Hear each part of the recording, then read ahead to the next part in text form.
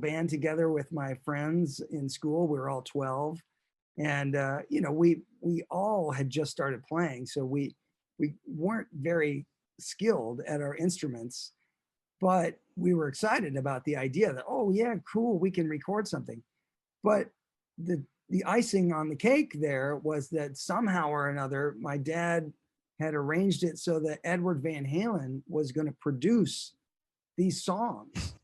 And Donn Landee, who had recorded all of the Van Halen records, was the engineer for the sessions. So here we are, 12 years old, and we have no idea how to do anything in the studio.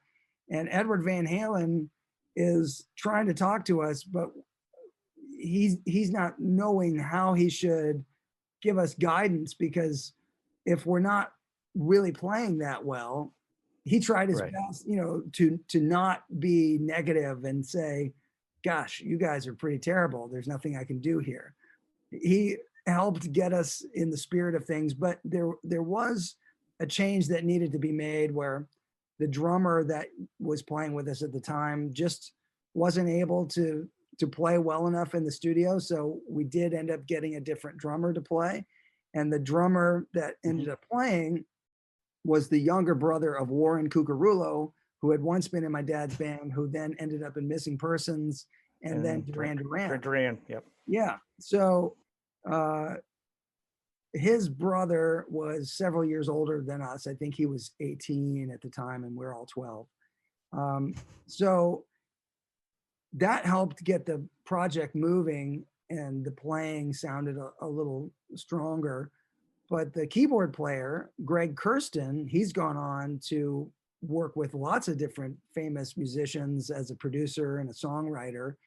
He's done cover records where he's performed various versions of Van Halen music that have no guitar. It's all keyboards or other instruments playing Van Halen stuff. So it's interesting to hear Van Halen presented in that way with absolutely no guitar.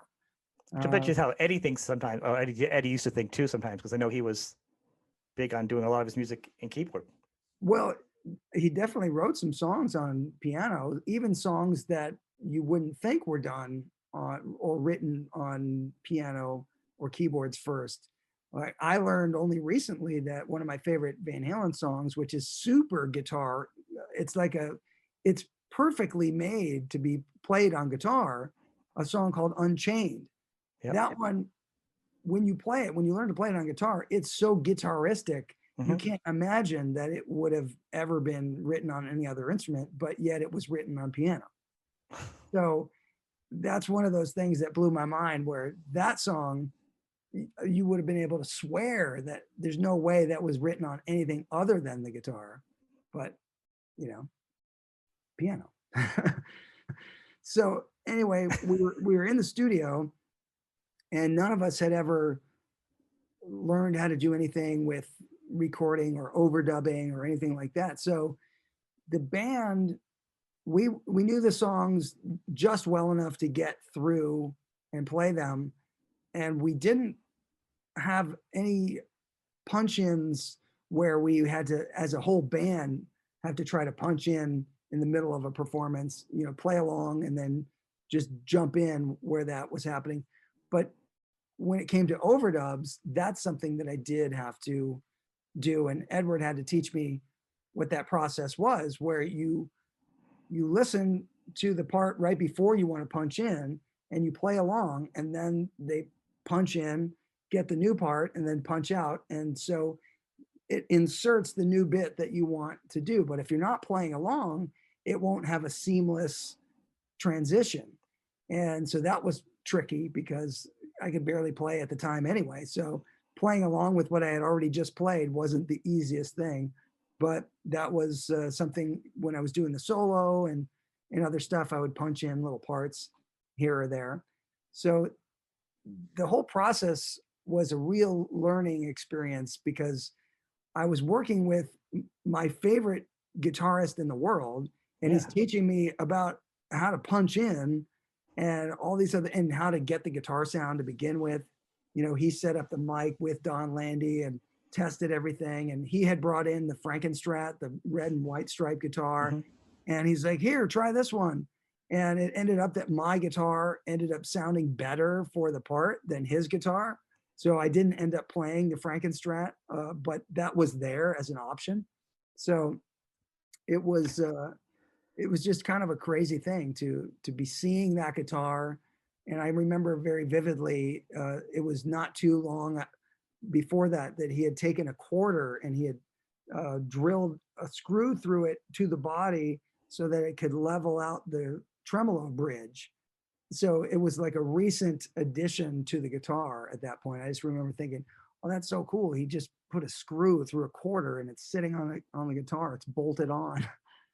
Did all Yeah, it's kinds of great. things that were not with precision. You know, he just like chiseled things by hand and all kinds of stuff. We were recording My Mother's a Space Cadet.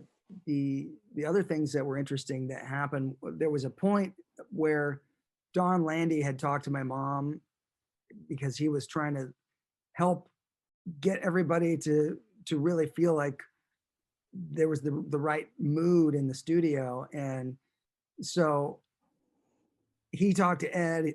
They had talked to my mom, and Ed came in. And he said, "Okay, everybody, it's time for a milk and cookie break," which in the history of rock and roll, it's usually not what happens when you take a break in the studio. You know, it's like milk and cookie break is pretty far down the list of things most musicians do when they take a break from the studio. So this was kind of a very wholesome, break that was taken in the studio. But it was kind of funny because, Ed was trying to figure out, how do I relate to these kids? What do I say? And this was just a funny thing for him to come in and say, "All right, let's take a milk and cookie break."